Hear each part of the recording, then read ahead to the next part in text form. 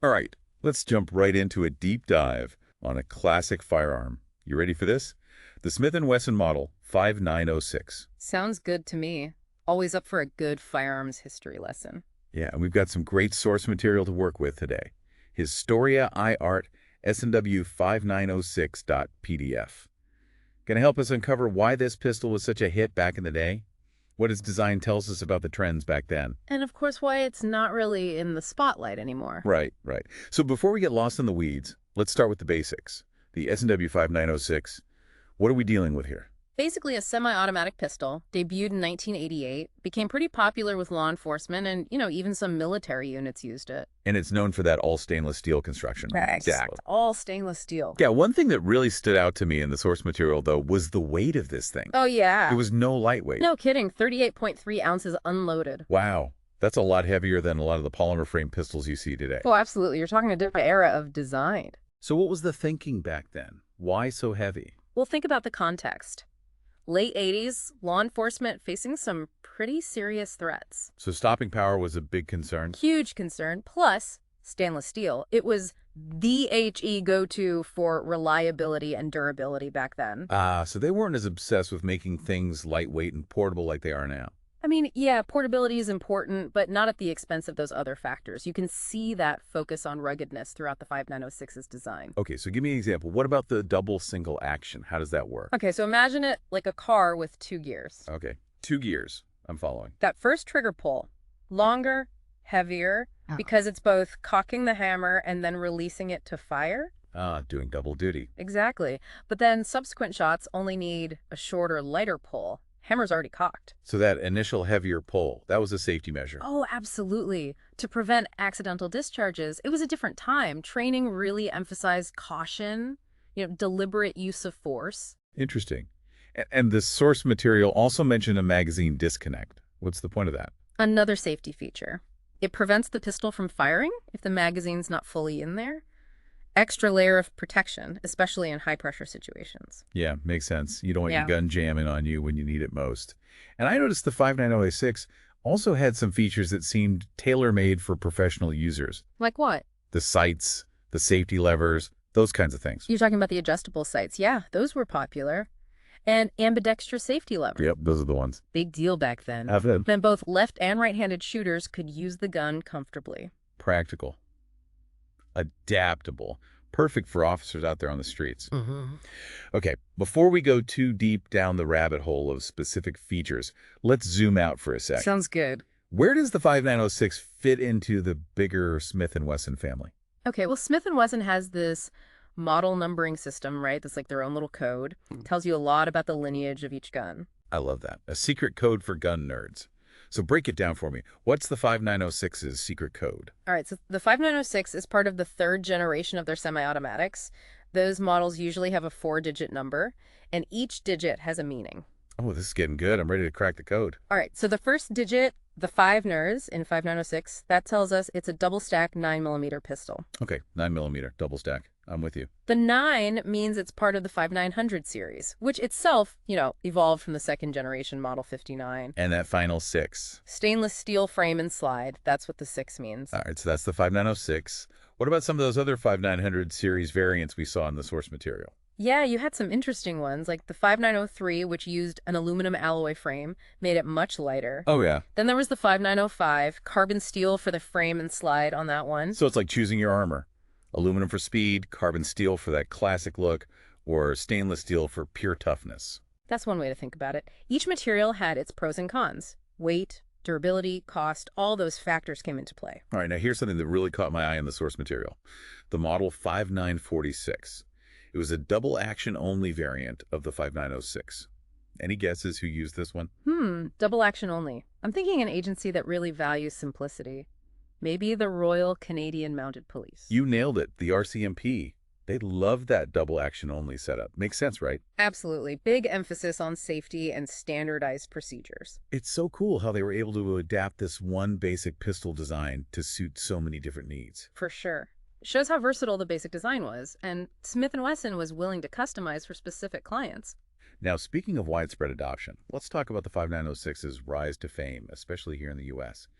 This thing was everywhere, LAPD, Chicago PD, even the Colorado State Patrol. Yeah, it was the gun to have. Reliable, accurate, built to last.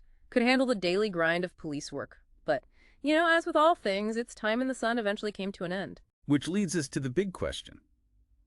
Why did the 5906 fall out of favor? Well, the firearms industry is constantly evolving. In the 90s, you had this whole new breed of pistol coming onto the scene. You're talking about the polymer-framed, striker-fired pistols. Right, bingo. Glock, Heckler & Koch, Sig Sauer, even Smith&Wesson themselves with their M&P line. So was it just a case of newer is always better? Or were there specific advantages to these new pistols? I mean, the new designs did offer some tangible benefits. Polymer frames meant lighter weight. And for someone carrying a gun all day, Yeah, that's a big deal. and striker-fired systems, they were often seen as simpler, easier to learn, especially for officers who maybe didn't have a ton of firearms training. And what about magazine capacity? Didn't those newer pistols often hold more rounds? Absolutely. And in a critical situation, that could be a decisive factor. So the 5906, not that it was a bad gun, it was just overshadowed by these newer designs that better fit the needs of the time. Almost like the 5906 was a victim of its own success. It was so good, it pushed the boundaries of what a service pistol could be, and that opened the door for these newer designs. Yeah, that's a good way to put it. The 5906 represented a certain era of design thinking, but, things change, technology advances, priorities shift. But even though it's not the standard issue sidearm for most agencies anymore, I think the 5906's legacy lives on. In the stories, in the hands of collectors, maybe even in the DNA of some modern firearms. Oh, definitely. It's a reminder of a particular time in law enforcement history and firearm development. And speaking of its reach, I was really struck by how widespread the 5906 was globally. Yeah, it wasn't just a U.S. thing. Not at all. Mhm. The Royal Bahamas Defense Force, the Japan Coast Guard, all sorts of agencies around the world were using the 5906. It really made its mark. Here's a detail that I found particularly interesting. The 5906 was the standard sidearm for the Puerto Rico Police Department for 20 years, from 1990 to 2010. Wow. That says a lot about its reliability. Obviously, it was a firearm that could be trusted in all sorts of environments. A real workhorse. Yeah. Speaks volumes about the quality that Smith&Wesson was known for. All right, so we've covered a lot of ground in this first part of our deep dive. We've looked at the design, its place in the Smith&Wesson family, and its impact on law enforcement both here and abroad, but we're not done yet. So take a moment to process all this awesome information, and we'll be right back to delve even deeper into the world of the Smith&Wesson 5906. Can't wait. Welcome back to our deep dive on the Smith&Wesson 5906. We've been talking about how it was the gun for law enforcement for a while, but eventually got replaced by newer designs. But like you were saying earlier, this story doesn't just end there, right? Nope, not at all. It's not like every police department just threw away their 5906s when they upgraded. A lot of those pistols found new homes. Oh, tell me more about that. Where did all these retired 5906s end up? Well, a lot of them ended up on the surplus market, gave regular folks a chance to own a piece of, law enforcement history. Oh yeah, I can see the appeal in that. And remember, these were well-built guns, durable. Even if they weren't the latest and greatest anymore, they could still get the job done. Kind of like finding a vintage car that still runs like a dream. Might not have all the fancy gadgets, but there's something special about it. Exactly. And some of those surplus 5906s even ended up with private security companies. It was a cost-effective way to arm their guards with reliable firearms. Right. If you're just worried about basic security, you don't always need the most high-tech, cutting-edge weaponry. Now, what about internationally? We talked earlier about how the 5906 was used all over the world. Yeah, and some countries kept using them even after they fell out of favor here. Kind of like how fashion trends can stick around in different parts of the world, right? Like what's out here might still be in somewhere else. Exactly.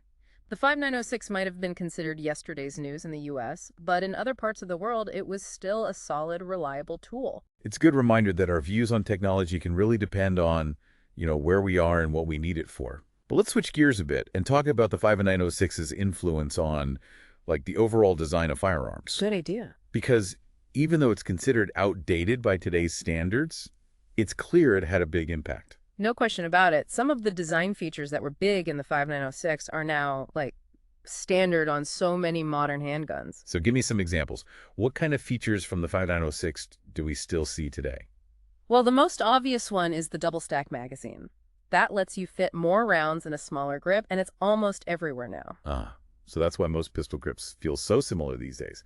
It's the double stack design that the 5906 helped make popular. Exactly. And then there's the emphasis on ambidextrous controls. You remember those ambidextrous safety levers on the 5906? Yeah, for left-handed shooters. Right. That focus on making guns that work for both righties and lefties has really taken off. You see ambidextrous slide releases, magazine releases, even safety selectors on a lot of modern pistols now. Makes sense. Why should lefties have to adapt to a right-handed world, right? Exactly. It's about inclusivity and making guns that are comfortable to use. And another thing from the 5906 that had a lasting impact was the use of stainless steel. Really? I would have thought that polymer frames had pretty much taken over. They are popular, yeah, for their lighter weight. But stainless steel still has its fans. You know, it's often used for guns that are going to be used in tough conditions. Ah, so it's like the difference between a fancy sports car and a rugged off-road truck. Both have their strengths, right? Exactly. Each is good for different things. And finally, I think the 5906 also left a legacy of, quality and craftsmanship. Smith&Wesson was known for making guns that were built to last, and the 5906 was no exception. It's funny how what we consider quality changes over time, isn't it? Back when the 5906 was new, it was all about sturdy construction, tight tolerances, a smooth action. What about now? Those things are still important, but yeah, now there's more focus on lighter weight, modularity, sometimes even looks. That's an interesting point. I guess the 5906 kind of sits at the crossroads of those two worlds. It's from a time when craftsmanship was king, but it also helped pave the way for a new era of innovation in firearms. Exactly. It shows how even things that seem outdated can still teach us a lot about, the past, the present, and even the future. Love that. So you said earlier that the story of the 5906 isn't over. What did you mean by that? Oh, just that even though it's not being made anymore, there's still a whole community of enthusiasts out there. People who collect them, restore them, even shoot them. Like a cult classic movie that people still love years later. Right. And some of these folks go even further. They modify their 5906s with custom sights, grips, finishes, modern upgrades. It's like taking that vintage car we were talking about and giving it a new engine or a fresh coat of paint. Ah, yeah. It shows that even though the 5906 is from a different era, it still has something to offer today. Awesome. It's a good reminder that sometimes those old ways still have something to teach us. Speaking of learning from the past, I keep thinking back to that question you asked earlier about how firearm design reflects changes in society. Yeah, that was a big one. I'm really curious to hear your thoughts on that. Well, it's important to remember that guns are more than just tools, right? They reflect the values and the concerns of the societies that use them. Think about the shift from revolvers to semi-automatics, for example. Revolvers, with their limited capacity and slower reloads, they were kind of associated with a time when, law enforcement was more about individual marksmanship. And the threat of force being used was seen as a deterrent. Exactly. But then you get into the late 20th century, and semi-automatics, with their higher capacity and quicker reloads, they become the go-to for law enforcement and the military. And technology kept advancing. Lighter materials, ergonomic designs, accessory rails for lights and lasers. Right. It's like guns were becoming more specialized, reflecting all the different roles that police and soldiers were being asked to do. And of course, we can't forget the whole debate about guns in civilian life, right? Gun control, self-defense, it's all over the news. It's a tough issue, complex, lots of emotion involved. But I think it's so important to have these conversations, to try to understand how we got to where we are now. And to look at it all from different perspectives. Yeah. Right? Not just get stuck in our own little bubbles. That's what it's all about, trying to understand, not just judge. And I think that's where these deep dives can be so helpful. They let us explore these complex issues without, oversimplifying things or getting too caught up in ideologies. It's about learning, thinking critically, and having respectful conversations. Well said. Stack. Now, before we wrap up, I just remembered something else about the 5906, something we haven't talked about yet. What's that? Its appearances in pop culture. Ah, yes. The 5906 on the big screen. Our source material mentioned it popped up in a few famous action movies. Die Hard with a Vengeance, Heat, The Negotiator. That's right. It definitely had a certain look that worked well in those gritty action flicks. All that stainless steel, the weight, it just screamed serious weapon. So it was more than just a prop. It was like part of the character, Absolutely. It added to the whole mood and feel of the story. And a lot of times, the 5906 was used to show a certain kind of cop persona. Tough, no nonsense, ready for anything. I bet those movie appearances helped boost the 5906's popularity back in the day. Seeing your favorite action hero using a certain gun, it's bound to influence you. Oh, for sure. It's like advertising, but for guns. And even though you don't see the 5906 in movies as much these days, it's left its mark on Hollywood history. So it's like a retired actor still getting recognized for their past roles. Exactly. Well, I think it's time to wrap up our 5906 deep dive and share some final thoughts.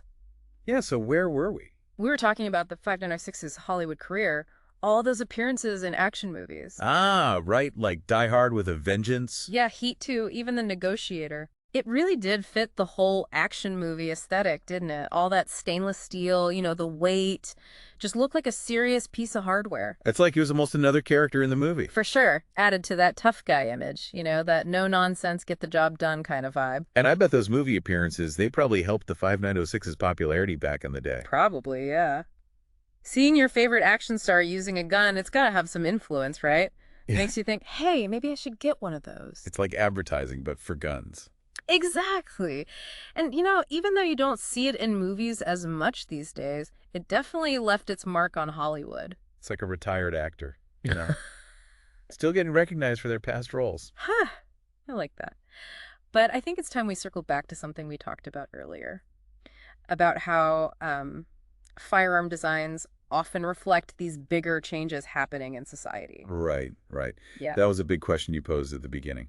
It's easy to focus on all the technical stuff, but it's important to remember that firearms are more than just tools. They can tell you a lot about, the values of the people who use them, their fears, their priorities. So how do you see that playing out in how guns have changed over time? Okay, well, think about the shift from, say, revolvers to semi-automatics. Revolvers, those were kind of associated with a different time, right? A time when law enforcement was more focused on marksmanship.